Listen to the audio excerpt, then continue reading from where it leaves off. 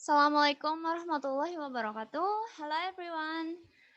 Before we begin, let me introduce myself. I'm Vhirza Darozatun Nahla from class 1B of English, the Education Department, Swadaya Gunung Jati University. So I will present about history of English literature, the ancient period. Here we go. Sorry. The ancient period. Old English literature, which is also referred to as Anglo-Saxon literature, is commonly dated between 449 or 600, the invention of Britain by Angles, Saxons, and Jutes, and 1100 or 1200, establishment of the Norman rule. It is hypothesized that until the 6th century before century, the British Islands were inhabited by Iberians, and from 6th or 7th century before century by Celts. And the year of 55 before century is that of the Roman invention, and the years between 410 Anno Domini and Anno Domini and 441 Anno Domini, that the period of the Roman retreat. The year of 449 is the traditional date of the coming of the Germanic peoples from the continent. Three Teutonic tribes known as the Jutes, the Saxons, and the Angles invaded the former Roman colony of Britain in an uncoordinated assault, successful only because of Celtic disunity. The invasion continued with irregular arrivals for a century and a half until around 600. The Christianists during Roman rule, Celtic inhabitants of Britain were driven by the newcomers westwards to Wales and Cornwall and northwards into the Highlands of Scotland, and gave modern Irish, Scottish, and Wales. Jadi pada abad ke-7 sebelum Masehi sampai ke-3 sebelum Masehi, datanglah serbuan secara bergelombang dari suku-suku bangsa Celt yang semula merupakan suku pengembara. Semula mereka itu mendiami Jerman Barat Laut dan Belanda, kemudian menjelajah ke segala penjuru Eropa. Sebagian dari suku-suku bangsa ini akhirnya menetap di Prancis, Italia, Spanyol, dan negeri-negeri Balkan, dan sebagian lain menyeberangi lautan dan menyerbu kepulauan Britania secara bergelombang. Orang-orang Celt yang menyerbu kepulauan Britania itu pada umumnya mempunyai bentuk tubuh yang lebih besar daripada orang-orang Iberia, dan warna rambutnya pun lebih muda. Hubungan antara orang-orang Celt dan orang-orang Iberia di Kepulauan Britania pada mulanya adalah hubungan antara penjajah dan yang dijajah. Tetapi kemudian budaya-budaya mereka bercampur. Nah, unsur-unsur budaya Iberia yang dominan terdapat di daerah-daerah Wales, Cornwall, Irlandia, dan pegunungan Skotlandia. Orang-orang Celt ini hidup dari bercocok tanam, berternak, berburu, dan mencari ikan. Dan mereka juga tinggal dalam perkampungan-perkampungan kecil yang disebut tribes, yang terdiri dari beberapa jumlah keluarga. Orang-orang Celt masih menganut aliran agama paganisme, yaitu mereka percaya akan adanya roh-roh yang mendiami bukit-bukit, gua-gua, sumber-sumber air, dan objek-objek lainnya. Mereka juga memiliki kasta pendeta yang disebut Druids. Nah, karena orang-orang Celt di Inggris pernah membantu suku-suku Celt yang bermukim di Prancis waktu Roma mengadakan penyerbuan ke Prancis pada tahun 55 dan 54 sebelum Masehi, bala tentara Roma menyerbu Inggris. Salah satu tujuannya adalah agar suku-suku suku-suku Celt di Gaul yang menjadi Prancis sekarang mengakui keunggulan bala tentara Roma. Kesusastraan Inggris kuno juga dikenal dengan nama kesusastraan Anglo-Saxon karena kesusastraan itu dibawa oleh suku-suku Jermanik dari negeri asalnya di daratan Eropa. Nah, di samping karya-karya sastra setelah mereka menetap di kepulauan Inggris, karya-karya sastra Anglo-Saxon dapat tersimpan dan dalam bentuk tulisan berkat biarawan-biarawan Kristen yang mengumpulkan serta menuliskan hasil-hasil kesusastraan tersebut. There are two type literature on old English literature. The first is poetry. Old English poetry falls broadly into two styles or fields of reference: the heroic Germanic and the Christians. Almost all Old English poets are anonymous. Most of these poems are translation and adaptation of books, Old and New Testament, stories of saints, and devotional poetry and didactic. Most of the poems come from the regions Northumbria, and Mercia and were created in the 7th and 8th centuries. Nah, puisi itu pada umumnya lebih populer pada masa Inggris kuno karena bentuknya lebih pendek dan dapat didengarkan. Oleh karena itu, pada masa Inggris kuno, karya sastra yang tersebar bukanlah prosa, tetapi puisi. Pada masa itu, puisi yang paling populer adalah Beowulf. Karya ini adalah sebuah sajak yang terdiri atas 3.000 baris dan termasuk jenis epik rakyat, yaitu sebuah cerita kepahlawanan yang lama hidup di kalangan rakyat dan penciptanya tidak diketahui. Beowulf ini mengalahkan dan membunuh suatu makhluk yang dahsyat, yaitu penghuni rawa-rawa pantai bernama Grendel, yang telah membuat negeri Raja Hrothgar ini tidak aman. Bertahun-tahun kemudian, Beowulf sendiri terbunuh dalam perjuangannya menyelamatkan negerinya dari musuh yang sama dahsyatnya, yaitu seekor ular naga yang bernafaskan api. Sajak-sajak Anglo-Saxon lainnya lebih pendek daripada Beowulf dan pada umumnya merupakan ekspresi perasaan orang-orang Jermanik terhadap hal-hal yang menyentuh sebuah kota, hidup sebagai seorang buangan, dan penghidupan seorang penyanyi atau disebut minstrel. Misalnya ada The Battle of Maldon dan The Battle of Brunanburh yang melukiskan dengan penuh rasa patriotis pertempuran-pertempuran yang dilakukan oleh orang-orang Anglo-Saxon yang heroik baik dalam kemenangan maupun dalam kekalahan. Ada juga The Seafarer yang merupakan suatu monolog di mana penyairnya melukiskan bahaya-bahaya serta kesulitan-kesulitan di lautan. Namun ia selalu ingin kembali melawan tantangan-tantangan tersebut. Ada juga dalam The Rune, yaitu penyair merenungkan reruntuhan sebuah kota yang dimana dahulu pernah makmur dan mengesankan, tetapi sekarang tinggal puing-puing yang tragis. Ada contoh bait puisi kuno, yaitu penggalan dari Beowulf yang berisikan A sacred land they haunt, wild slopes, windy headlands, fearful span paths, where the mountain streams under the shadow of cliffs downward departs, the flood beneath the earth that is not far hence. Pada periode Inggris kuno juga orang-orang melantunkan sajak-sajak. Yang melantunkan sajak disebut penyair atau penyanyi. Penyebaran sajak ini melalui mulut-mulut penyanyi tersebut. Nah, sajak-sajak yang biasanya merupakan catatan petualangan-petualangan para pahlawan Anglo-Saxon yang heroik. Mereka menginginkan perbuatan-perbuatan dan nama-nama mereka tersebar luas dan diteruskan kepada dari generasi ke generasi berikutnya.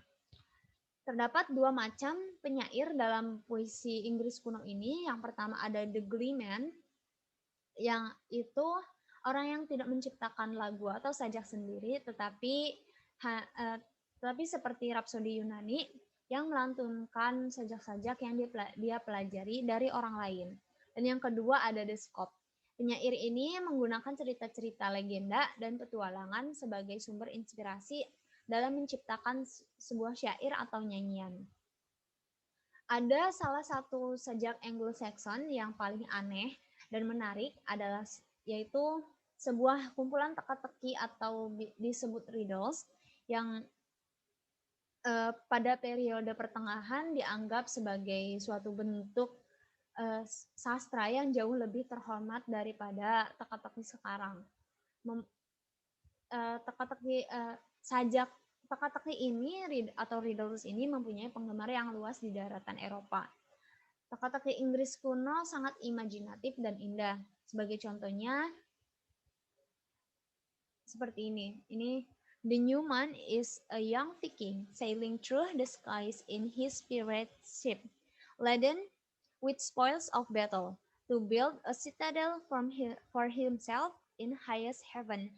But the sun, a greater warrior, drives away and sees his land, until the night conquers the sun in turn. The iceberg shouts and laughs as it plunges through the wintry sea, eager to crush the fleet of hostile ships. And the second is prose. The, the amount of surviving Old English prose is much greater than the amount of poetry. Of the surviving prose, sermons of Latin translation of religious works are the majority. Old English prose first appears in the 9th century and continues to be recorded through the 12th century. Old English prose works were pioneered by Aldhelm, Bede, and Alcuin. Their works are written in later Latin English into English in the 9th century, and the translation spread headed by King Alfred, who ruled between West Saxon years 871 and 906. This massive translation effort was aimed at the creation of the British nation that was destroyed. Uh, sorry.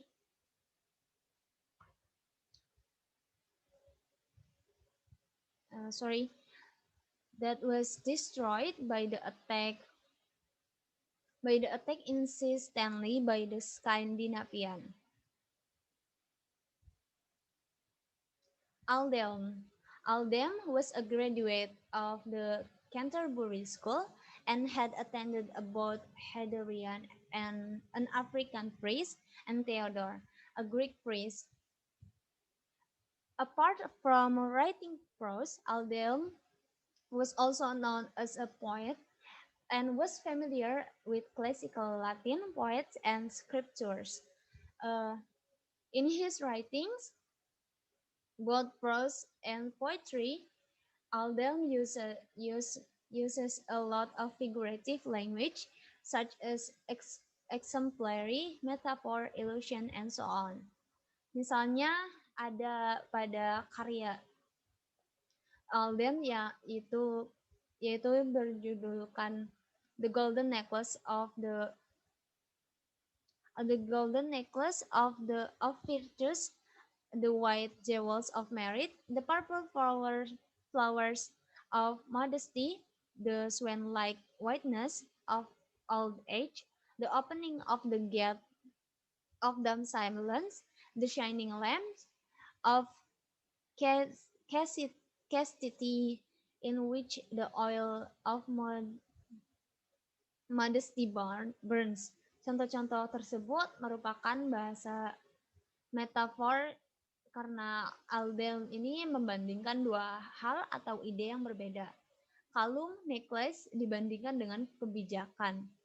dengan kebajikan, virtues. Mutiara jewel dengan kebaikan, merit.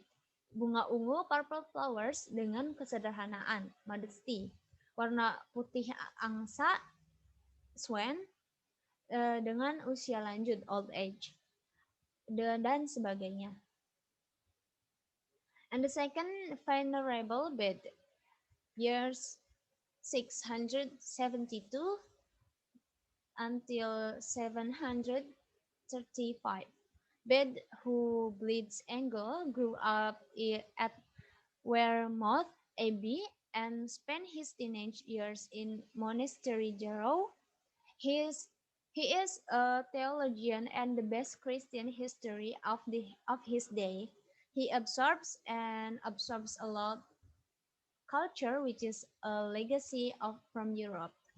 Nah, karya-karya BD yang paling menarik ini adalah karya-karya sejarah dan biografi. Tulisan-tulisannya berdasarkan pada kecintaan terhadap kebenaran dan riset dokumen yang mendalam. Konsepsi dan gaya tulisan BD ini impersonal, jelas, dan sederhana. Dan yang sangat menonjol adalah tingkat intelijensinya. Bukunya yang berjudul Ecclesiastical History merupakan karya terbaik pada zamannya. Buku sejarah itu ditulis dari sudut pandang agama pada masa antara kejayaan Julius Caesar dan tahun 731, yakni 4 tahun sebelum BD meninggal. Tema-tema pokok buku tersebut antara lain masalah konversi, yaitu perpindahan agama dan persaingan kekuasaan antara Roma dan Irlandia yang akhirnya dimenangkan oleh Gereja Roma. And the next is Alcuin. Alcuin, which also comes from Northumbria and grew up in York.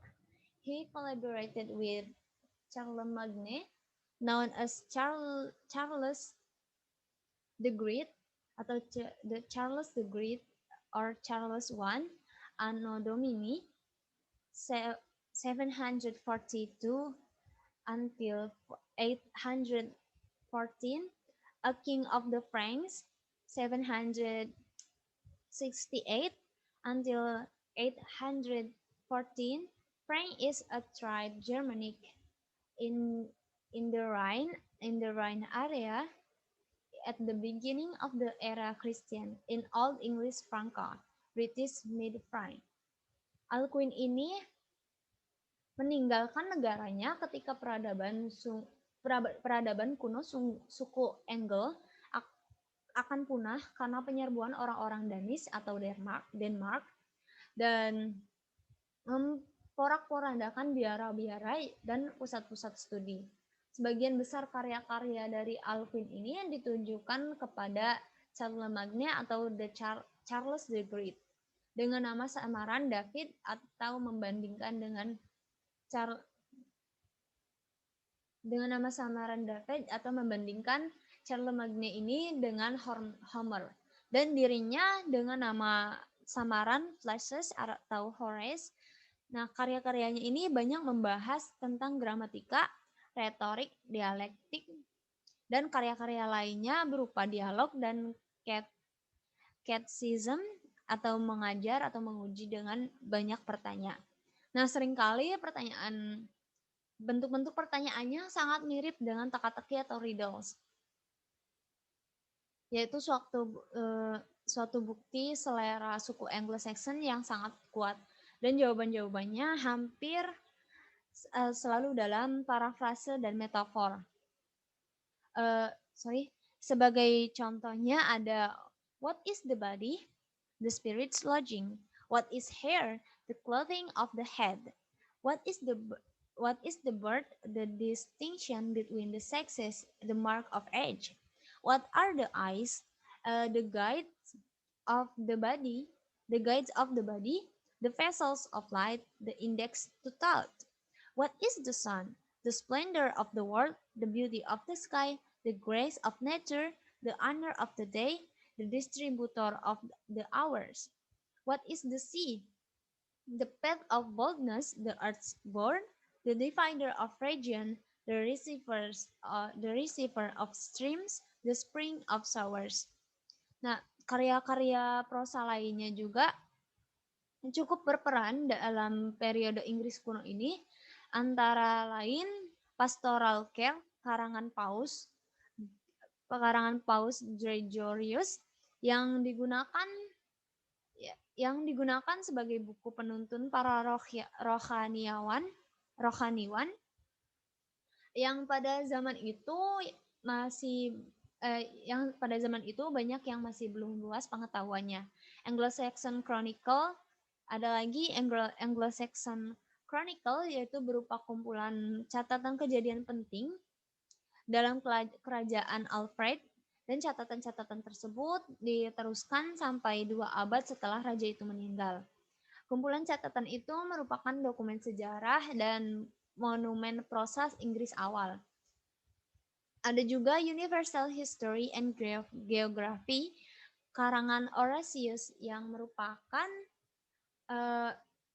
karya sejarah utama pada zaman itu, dan Consolations of Philosophy karangan Boethius yang merupakan karya filsafat yang sangat digemari pada zaman pertengahan. Okay, thank you. That's all for me. Thank you for your attention. Wassalamualaikum warahmatullahi wabarakatuh.